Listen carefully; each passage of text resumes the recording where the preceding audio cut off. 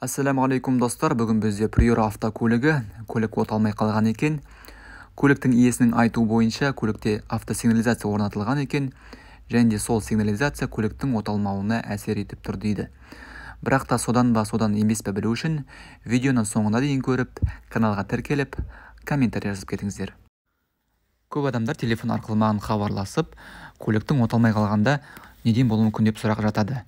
Бірақ та ондай сұраққа жауап беру өте қиын. Неге? Себебі көлік оталмай қалған жағдайда оның тексеретін нәрселер өте көп. Яғни искрасын тексеру керек, форсункаларын тексеру керек, бензонасос жасап тұрма, соның барлығын тексеріп айтылады. Ал былай телефон арқылы айтылу. Достар, жалпы көлік оталмай қалған кезде нені тексеру керек? Ең алдымен прибордан біз қараймыз. Кілтті замок зажигание ашқан кезде бізде чек жана ма, жанбай ма? Соны мұқият қарау керек. Егер чек жанса, бізде, яғни біздің компьютеріміз қосылып тұр деген сөз. Көліктің компьютері қосылып тұр деген сөз. Және де мұқият тыңдаймыз. Бізде бензонасос қосыла ма, қосылмай ма? Қазір зажигание ашып көрейік, бисмилля деп. Біздің зажигание қосқан уақытта чек жанды. Және де насостың дауысы естілді. Енді оталдырып көрейік қазір.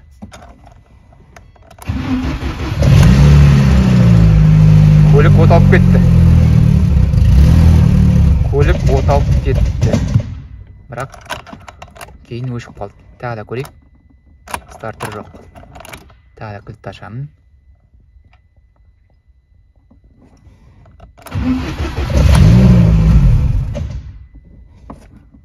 Газ басып қалды едім. Көлік кейін бірден өшіп қалды. Тағы да бір көремін.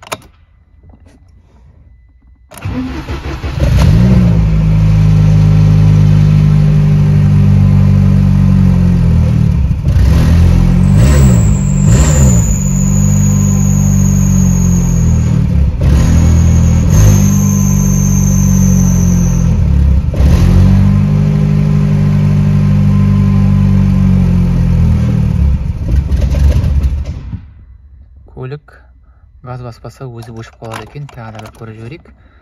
Bir türlü benzin жетпей қалған сияқты өшіп қалып тұр.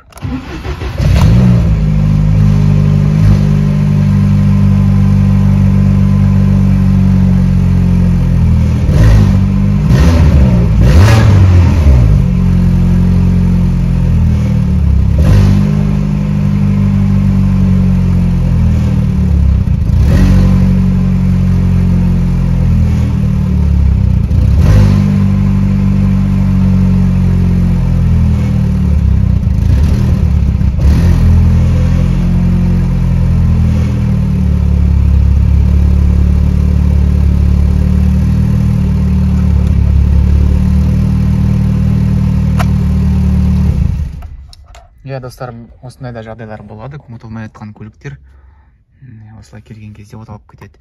Енді көліктің иесі айтты ғой бізге, жаңағы сигнализацияда бізде блокировка бар, яғни кейбір адамдар оны антиугон деп айтады. Сондықтан соны қазір қарап көрейік бізде. Яғни келесі уақытта сигнализациядан көрмейтіндей болу үшін, егер сигнализацияда блокировка болса, оны ажыратып тастаймыз. Яғни біздің сигнализациямыз көліктің оталуына ешқандай әсер етпейтін дейді. Енді ол үшін алдымен сигнализацияны қайда екенін тауып алу керек. Бұл көлікте сигнализация бар, оны қайдан білуге болады? Пульт бар. Егер пульті болмаса, көліктен қайдан білуге болады? Мынандай сигнализацияның светодиод лампалары болады. Содан білуге болады. Және кейбір көліктерде, мысалы кейбір сигнализацияларда осы шамаларда мысалы антенна қондырылады. Бұл көліктерде антеннасы жоқ екен. Антеннасы жоқ, бірақ та андай светодиод бар. Осыған байланысты біздер қазір сигнализация қайда екенін тауып аламыз. Егер табу қиын болған жағдайда, осы лампочка арқылы, кішкентай лампочка арқылы провод қайда кеткен, соны біз қуатын боламыз. Ол прибордың артында болуы мүмкін. Оны төменгі жақта болуы мүмкін. Төменгі жақта болуы мүмкін, артында болуы мүмкін. Сондықтан қазір біз ең алдымен мына астың бөлігін ашып қараймын қазір. Осы жерден тексеріп қараймыз сигнализация қайда екенін. Содан кейін блокировка бар ма, жоқ па, соны тексереміз. Мінекей достар, біздің сигнализация блогымызды таптық. Төменгі жақта орналасқан екен.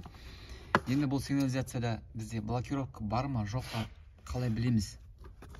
Ол үшін біздің сигнализацияның проводтарын ажыратып тастаймыз. Питание келетін проводтарды ажыратып тастауға болады, болмаса предохранитель болса предохранительді ажыратып тастауға болады. Мен қазір мінекей ең бірінші штекерді ажыратып тастаймын. Осы қызыл проводтан бізге сигнализацияға не келеді? Питание келеді.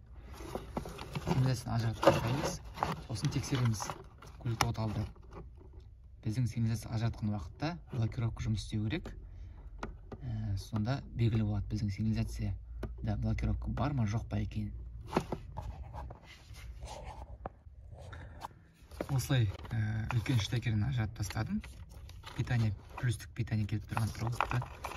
Мынадан қызыл проводты да ажыратып тастауға болады мінекей. Болмаса білмесеңіз түгел ажыратып тастауға болады. Қазір мен сигнализацияның үлкен несін ажыратып тастадым. Мынаны да ажыратып тастауға болатын еді. Предохранительді. Енді оталдырып көреміз. Зажигание аштым. Енді стартерге барайын. Стартер айналмай қалды бізде. Барып отырмын. Стартер айналмайды. Демек, біздің сигнализацияда стартерға бізде разрыв жалғанған екен. Яғни, ол автозапуск кезінде солай жалғанады. Стартердің проводын екіге бөліп тастап, екі ортасына сигнализацияны қосады. Мен қазір сигнализацияны ажыратып тастаған уақытта біздің стартеріміз тоқ бармай қалды. Енді қазір кері қосып көремін. Кері қосып, қайтадан оталдырып көремін. Штекерді кейін орнына салдым. Енді көлікті келіп оталдырып көреміз.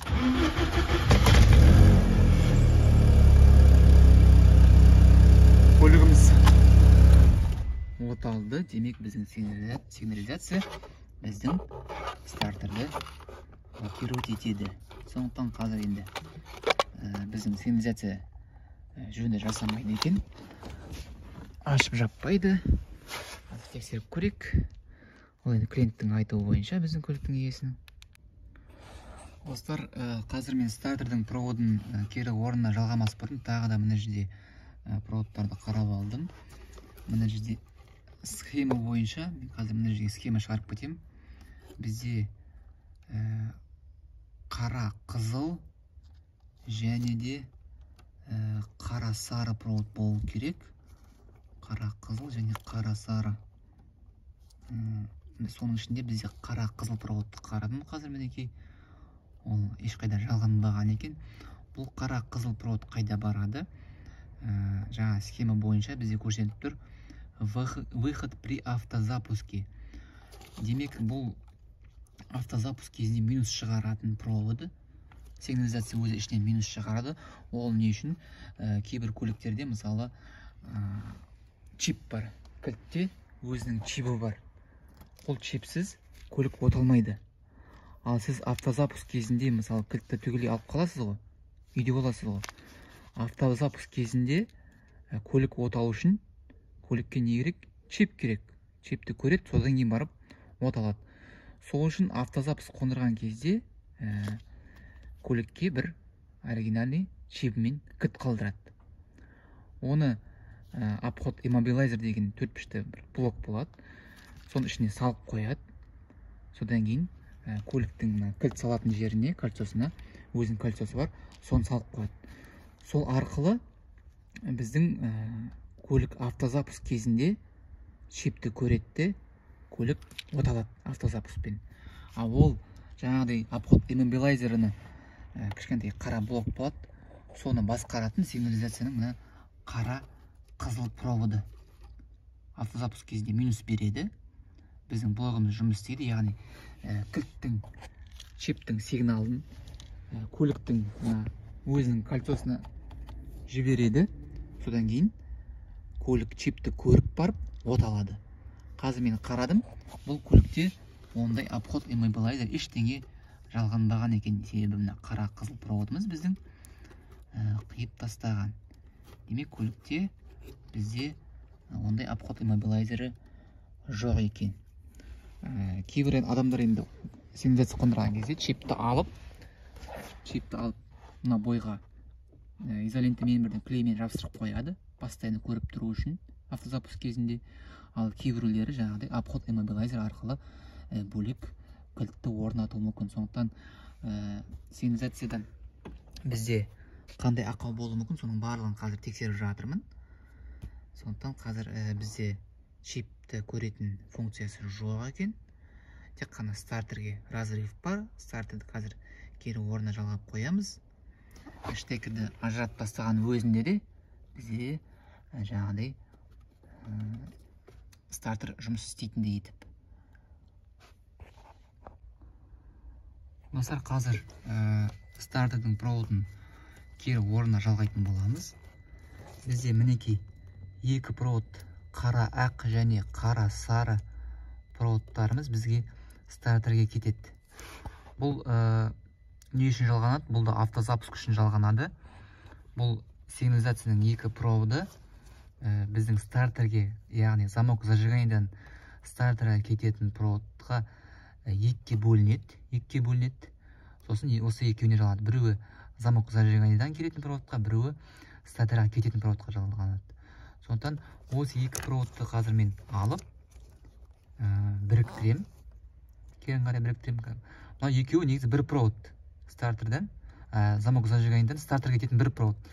Соны автозапуск кезінде екіге бөледі де, екіге қиытсайды да, осылай екіге бөліп жалғап қояды. Ол автозапуск кезінде бізге керек болады ол нәрсе. Подключение дұрыс негізі, дұрыс қосқан. Бірақ достар, түсінікті болу үшін мына жерде жалғанған жерді қазір мен ашып тауып алдым. Мінекей біздің екі проводымыз қара сары және қара ақ. Мана айттым, екеуін жалғап қоюға болады деп. Бірақ түсінікті болу үшін мінекей қазір екеуін жалғаған жерін қазір көрсетіп жіберейін. Мінекей қарайық. Қара сары провод біздің қызыл проводқа жалғанған. Стартердің релесіне жалғанған. Ал қара ақ проводымыз, мінекей қара ақ провод изолентімен кетті. Ол да қызыл проводқа жалғанған. Демек, бұл екі провод бір провод. Асылында кезінде бір провод болған. Бір провод мына қызыл проводпен және де мына қызыл провод, екеуі бір провод. Екеуінің ортасын қиып тастап, разрыв етіп, сигнализацияға осылай жалғайды. Демек, мына провод пен мына провод біздің бір провод болған. Демек, біз қазір осы екеуін қиып тастап, кері орнына жалғайтын боламыз. Көліктің оталдыруына ешқандай кедергі болмайтындай етіп. Мінекей достар, біздің стартерге кететін проводты қазір орнына кері жалғап қойдым. Мінекей қызыл проводты кейін қарай өзінің орнына жалғап қойдым. Мына екі проводты біз қиып тастадық. Және де қазір алып тастадым. Енді стартерге ешқандай кедергі болмау керек сигнализация.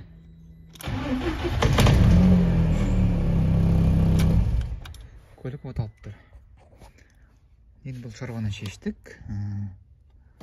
Сигнализациядан бір блокировканы шешіп тастадық. Центр замокқа кеткен біздің проводты мына жерден алып қарап едім, үзіліп қалған екен. Яғни ол біздің ескі жаққа жалғанады. Центр замоктың проводы мінекей. Мына жерден үзіліп қалған екен. Осыны қазір біз кері орнына жалғап көрейік. Центр замок жалпы істеп тұр, бірақ екі алды жабылмайды. Яғни сигнализациямыз біздің дәл солай жабады. Егер алды жабылмайтын болса, дәл солай алды жабылмайды.